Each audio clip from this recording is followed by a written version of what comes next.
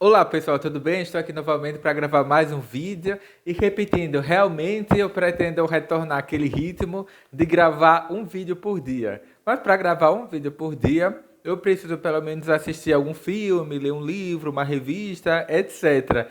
E a última revista da vez foi o volume 2 das Crônicas da Idade do Gelo, do Jiro Taniguchi, que eu vou mostrar a capa, que assim, dessa vez eu achei a capa menos bonita do que a da edição anterior, do volume um. Deixa eu pegar aqui. Mas é totalmente condizente, entre aspas, com a história que é narrada. Então vou mostrar aqui as Crônicas da Idade do Gelo, volume um na capa, e a contracapa. E tem aqui, entre aspas, as Crônicas da Idade do Gelo, volume 2 do Jiro Taniguchi. Acho que é do início dos anos 90. Originalmente foi lançada em vários volumes diferentes. Cada um dos capítulos foi lançado numa revista, né, ao longo de uma série de meses. Mas aqui elas foram compiladas em dois volumes, que eu achei interessante, porque realmente elas demarcam dois momentos que são bastante diferentes. A inicialmente mostrar o trabalho gráfico aqui, né? Porque ela tem uma sobrecapa com papel entre aspas fosco. Aí você abre e entre aspas, né, eu vou mostrar, tem uma biografia, uma mini biografia do Jiro Taniguchi, tem essa ilustração em preto e branco, ou em colorido, tem entre aspas um breve comentário, né, um resumo da obra. Ela vem também com marcador de páginas, que, entre aspas, quando é um livro que tem mais de 260 páginas, um marcador de páginas é sempre bem-vinda. Então tá aqui o marcadorzinho de página, que vem o taqueiro de um lado e do outro esse, entre aspas, gigante azul. Que, repetindo, o Ridley Scott, no filme Prometheus, ele faz literalmente um plágio aqui da obra do Jiro Taniguchi, que tudo bem que, assim, nas artes, assim como na natureza, né? Citando a célebre frase do Lavoisier, na natureza nada se cria, nada se perde, tudo se transforma. É assim na natureza e é assim nas artes também. Mas não custava nada, ao final do filme, o Ridley Scott acrescentar, né, uma homenagem ao mangaka Jiro Taniguchi, né?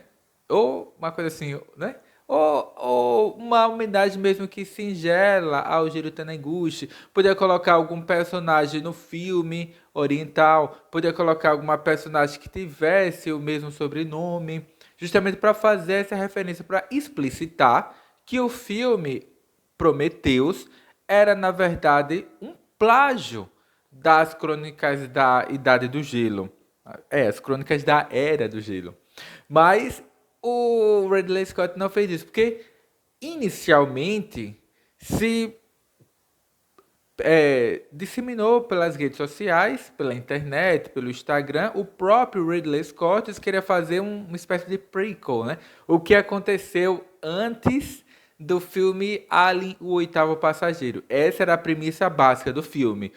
Mas a história que ele narra no cinema, conforme Prometheus, é totalmente diferente. Ele incorpora elementos que não tinham nada relacionados com o filme de 79. E quando eu assisti no cinema, eu gostei do filme, mas eu achei confuso, porque assim, não tem nada a ver com o filme Alien, o Oitavo Passageiro. Então, por que que o Ridley Scott diz que esse filme é uma prévia do que nós vimos no filme clássico de 79? Não tem nada a ver, porque provavelmente ele leu aqui o Jiro Taniguchi, as Crônicas da Era do Gelo, e incorporou ao seu filme esses elementos, só que de uma forma muito tosca, muito porca, e não faz jus aqui ao trabalho do Hideo Taniguchi. Apesar de visualmente ele ser muito parecido, há elementos vários, mas, enfim, deixando isso de lado, essas polêmicas à parte, depois de ler aqui o Jiro Taniguchi, eu, de certa forma, entendi o que o Ridley Scott tentou fazer no filme dele, que era, repetindo, de plagiar o Jiro Taniguchi, só que ele fez um trabalho muito mal feito. Se ele gostou tanto aqui do trabalho do mangaka, né, e dessa obra, As Crônicas da Era do Gelo, por que que não comprou os direitos e adaptou seria uma coisa muito mais autêntica, muito mais correta a se fazer, mas não. Ele simplesmente pegou elementos aqui, não comprou os direitos autorais e fez uma adaptação muito porca e mal feita da obra, sem nem sequer explicitar, porque eu gostei do filme, comprei lá o Blu-ray, são mais 30 horas de extra. É um negócio monstruoso, eu nem assisti tudo, mas assim, em nenhum momento, nem ele, nem ninguém da produção comenta isso. Eu achei, como eu disse, uma coisa muito feia, Ridley Scott. Como é que você é um amante da ficção científica, nós já sabemos, mas por que não dizer no seu filme? Não precisava nem dizer no filme, dizer numa entrevista, olha, eu me inspirei no trabalho do mangaka Jiro Taniguchi, né, uma influência visual e narrativa para minha obra Prometheus. Mas em nenhum momento ele fez isso, e o que eu achei uma coisa assim reprovável. Agora vamos aqui de fato. Não, eu já fiz um vídeo de quase 50 minutos sobre o volume 1 das Crônicas da Era do Gelo. E eu não vou repetir aqui, porque certamente para o vídeo também não ficar anormalmente longo. Porque repetindo, eu quero que o vídeo fique no máximo com uns 15 minutos, né? Entre 10 e 15 minutos. Então, pois bem, a história é simples. Ele se passa num futuro no qual os ciclos naturais da Terra, não que eles entrem em desalinho, eles continuam funcionando. Porque o que se depreende aqui da obra do Jiro Taniguchi é que não é a humanidade, ou, aliás, não é a natureza que deve se curvar aos desígnios da humanidade, como se o ser humano, e com sua ciência e tecnologia, pudessem controlar e governar os ritmos da natureza a seu bel prazer. Não, é o contrário. A natureza ela age por si só e o ser humano, como mais uma espécie única, ela tem ou ele tem que se adaptar aos ciclos naturais. E no caso são esses ciclos da era do gelo, que o que deu a entender aqui na interpretação do Jiro Taniguchi é de que existem a planeta Terra realiza vários movimentos, né? O de rotação, o de translação e vários outros, até o movimento em torno do seu próprio eixo, porque o eixo da Terra ele tem uma determinada inclinação e, e ela gira em torno dessa própria inclinação do seu eixo. E casualmente, essa inclinação da Terra sobre o seu próprio eixo, ela muda. E aqui na interpretação do Jiro Taniguchi, quando há essa alteração no eixo de inclinação da Terra, o nosso planeta passa por esses períodos glaciais ou interglaciais. E as crônicas da Era do Gelo, obviamente, passam desses períodos glaciais, dos mais violentos, e a Terra quase que totalmente é recoberta por uma grossa, espessa ali, geleira, e só realmente naquelas regiões mais próximas do polo, do polo quê? Do Equador, é que a vida humana pode ainda subsistir com uma certa tranquilidade ou facilidade. Esse é o background, né, da história. E ela se encontra na nesse oitavo, nono ciclo, né, de glaciação. E a humanidade, de certa forma, já se adaptou a esses novos parâmetros, né, naturais, e aparentemente ela ainda tem essa arrogância de tentar controlar a natureza. E, repetindo, esse é o background da história, é o pano de fundo. E, de fato, a história, as crônicas da Era do Gelo, eles narram essa aventura do Taqueira. Acho que é Taqueira o nome da personagem. É, Taqueiro. Que é um jovem indisciplinado, rebelde, não tem muito assim, propósito de vida. Então o pai dele o envia para trabalhar em uma das suas empresas, para ver se aquele jovem, ele, taqueiro, né, indisciplinado, rebelde, ele aprende algo sobre autocontrole, disciplina, respeito à autoridade, aqueles valores que são importantes para a nossa sociedade, assim como também são importantes para a sociedade nipônica. Isso é o que acontece ali no volume 1 das Crônicas da Era do Gelo, e o Taqueiro ele passa por inúmeras aventuras e você acompanha a transformação dele nesse jovem rebelde, indisciplinado, em alguém que é obrigado a tomar para si certas responsabilidades e que amadurece nesse processo. E há um acidente nessa estação de extração de carvão, acho que carvão mineral, carvão vegetal, não sei, que lá já próximo dos polos, e o taqueiro é, entre aspas, obrigado a liderar um grupo ali de sobreviventes para ir para a capital, né, no sul. E no meio do percurso, eles acabam se deparando com uma comunidade que vive e subsiste ali no gelo e que tem a crença na existência, repetindo, de deuses astronautas que no passado eles vieram à Terra e lançaram as bases da nossa cultura, civilização, tecnologia, etc. E até o taqueiro ele acaba encontrando um desses gigantes, que são gigantes azuis. Não são gigantes assim monstruosos, são pessoas altas, né, que tem talvez 3 metros, né, 3,20 m de altura, no máximo, né? Eu acho que eles têm uns 2,80 m, na verdade. São os caras altos, mas não são aqueles gigantes monstruosos que nós vemos no cinema e tal. São caras altos, supostamente alienígenas, né? E pronto, acaba aí o volume 1 das Crônicas da da Era do Gelo. No volume 2, o Taqueiro e o seu grupo novamente estava tentando chegar ao sul. A nave deles é abauroada, ela cai. Só o Taqueiro e mais 3 pessoas conseguem sobreviver. E eles conseguem uma ajuda e vão até essa cidade ao sul. E lá a trama se desenrola. Porque nesse meio tempo eles percebem que a Terra passa por uma nova mudança de ciclo que encerrará aquele período glacial e eles iniciarão um período interglacial, que aparentemente a Terra oscila nesse pêndulo, né? Ali naquela história de períodos de glaciação, períodos interglaciais, no qual há o degelo dessa cobertura de gelo e há uma expansão das áreas de floresta. A ideia ele toca uma série de questões relativas à ecologia, a temas ligados ao respeito ao meio ambiente, etc. E ele traz uma série de revelações, porque realmente o Jiro Taniguchi aqui ele faz um mergulho nessas histórias da chamada história oculta, né? Que é muito comum para que a gente encontre aí na Deep Web, nesses canais de YouTube sobre teorias conspiratórias, né? Porque aqueles seres gigantes, aqueles gigantes azuis, que até aparece lá no Prometheus, né?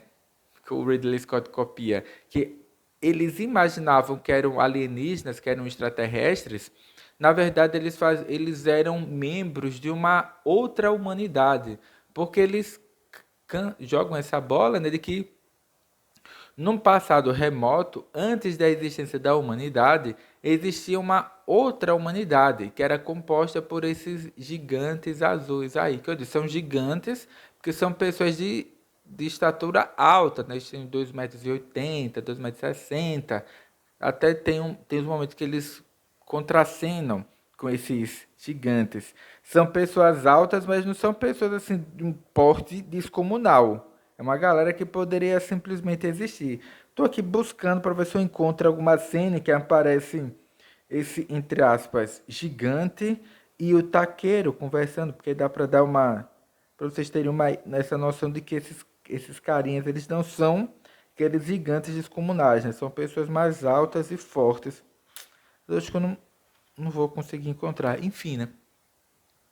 E esses gigantes, eles não são extraterrestres, eles pertencem a uma outra humanidade que coexiste com a nossa e subsistiu ou existiu muito antes da nossa existência. E que em períodos remotos, quando a Terra sofre algum momento cataclísmico, uma hecatombe mundial por motivos quaisquer geológicos, astronômicos, como a queda de um meteoro, etc., essa outra humanidade ela se oculta, não é, em complexos de cavernas, no subterrâneo, e sempre resguarda, entre aspas, sementes da vida, para que após esses períodos de cataclismo, esses períodos cataclísmicos ou de extinções globais, a partir daquelas sementes que eles guardam, eles podem fazer com que a vida volte a florescer e se desenvolver na Terra.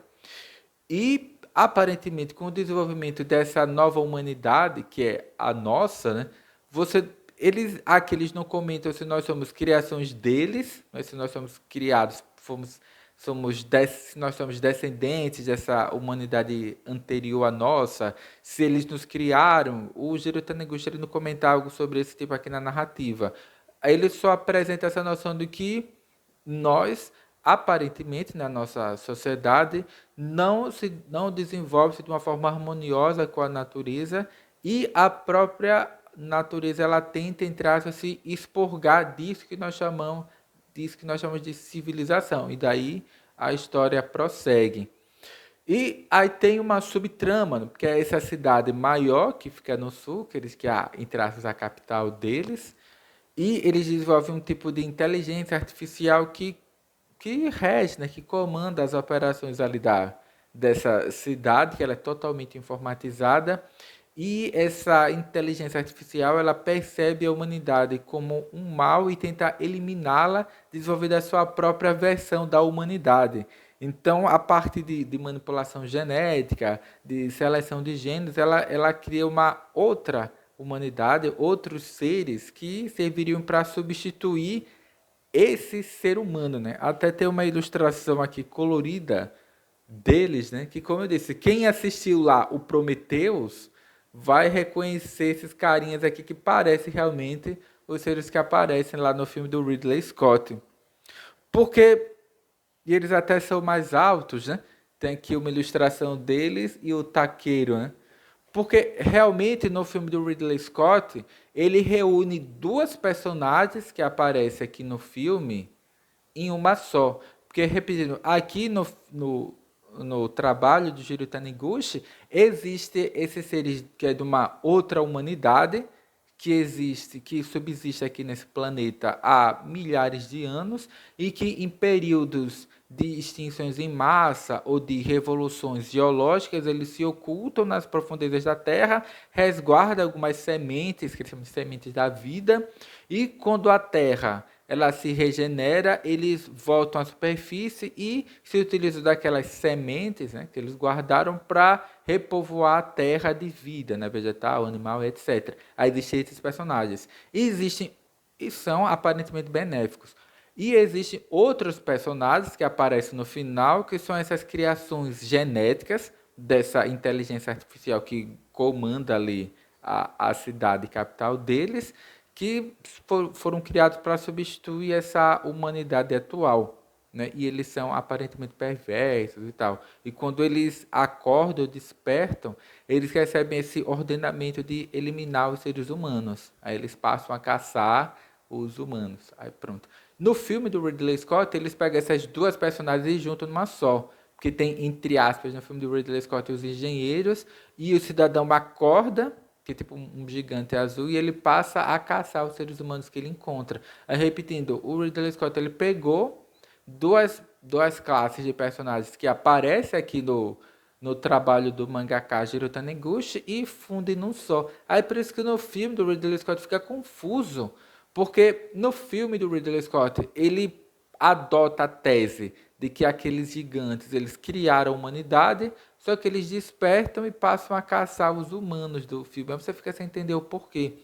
E aqui no trabalho do Jiro Taniguchi, ele não afirma que esses gigantes dessa outra humanidade criaram a nossa humanidade, ele não faz essa correlação, talvez porque as crônicas da Era do Gelo, como ele coloca aqui, seriam 2 capítulos ou alguns capítulos de uma série com a qual ele gostaria de sempre revisitar, mas ela acabou morrendo e não teve essa oportunidade. Mas o final da trama ela fica em aberta e tem um final muito parecido com o do Ridley Scott, mas o do filme Prometeu, né, do Ridley Scott.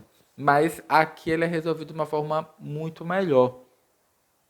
Assim, eu vou mostrar um pouco da arte também, que é espetacular, porque assim, se eu já gostei do trabalho de Jiro Taniguchi no volume 1 das Crônicas da Era do Gelo, aqui no segundo que eu gostei ainda mais, porque aqui realmente o cara pira, porque tem uns conceitos aqui que são muito bacanas, porque, por exemplo, tem aqui uma espécie de floresta viva, que na verdade é um organismo que tem algum grau de consciência, né?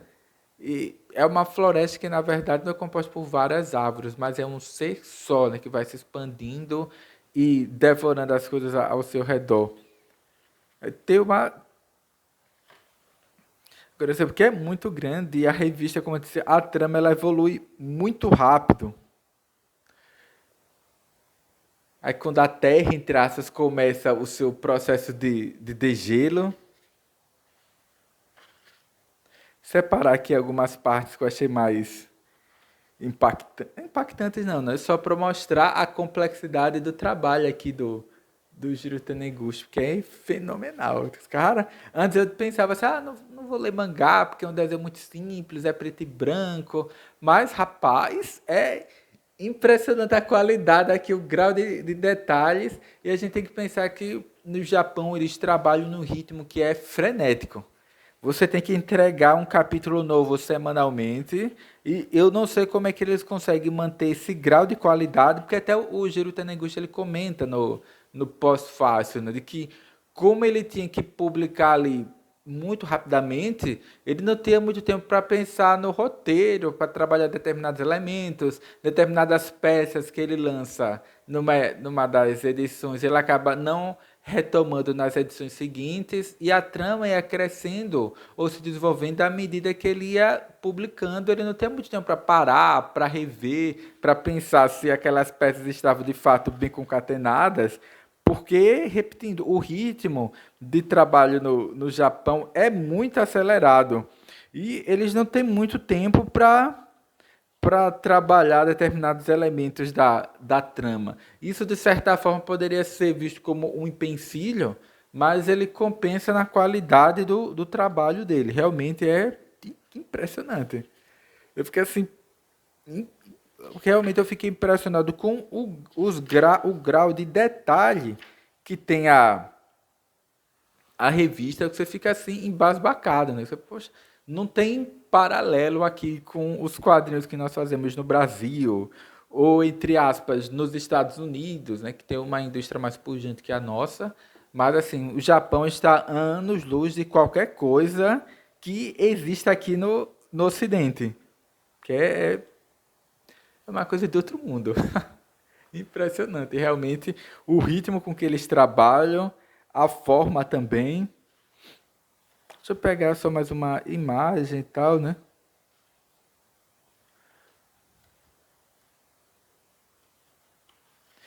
E tem vários elementos que eu não mostrei aqui. Tem uma cidade que é habitada só por crianças. Aí era bom mostrar, entre aspas, a capa toda aberta, que mostra essas gigas, né? São essas baleias que... Porque ele mostra que a vida, obviamente, ela se adapta às novas condições ambientais, né? Então, o Jiro Taniguchi, ao longo da revista, ele mostra essa fauna e flora que luta para se desenvolver essas novas condições ambientais. E realmente, ele não diz isso explicitamente, mas é isso que você, leitor, pelo menos eu, né, compreendi da obra, aqui repetindo, não é a natureza que deve se moldar aos desígnios, às vontades, né, a essas necessidades humanas, mas é o ser humano e a humanidade que deve se adaptar às condições ambientais.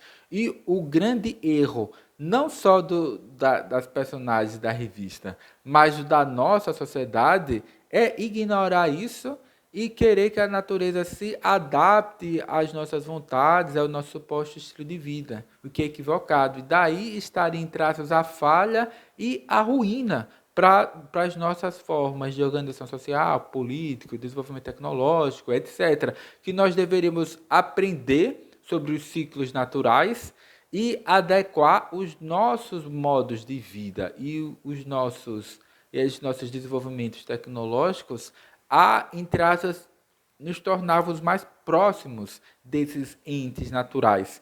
E assim, por enquanto é só, uma leitura altamente recomendável. Uma pena que o Jiro Taniguchi, ao longo da vida, apesar de ele ter produzido muito, ele não ter retornado aqui ao gênero da ficção científica e ter feito novos episódios aqui das crônicas da Era do Gelo. Fica assim muita coisa em aberto que eu pensei que ele trabalharia aqui nesse segundo volume, mas que provavelmente não deu tempo. Dá para se perceber que a trama ela evolui muito rápido, talvez muito mais rápido do que o Jiro Taniguchi gostaria, provavelmente devido a essas próprias exigências do mercado japonês, que é algo totalmente alucinante. Assim, se o indivíduo aqui no Brasil acha que o nosso ritmo de trabalho é muito pesado, coitado.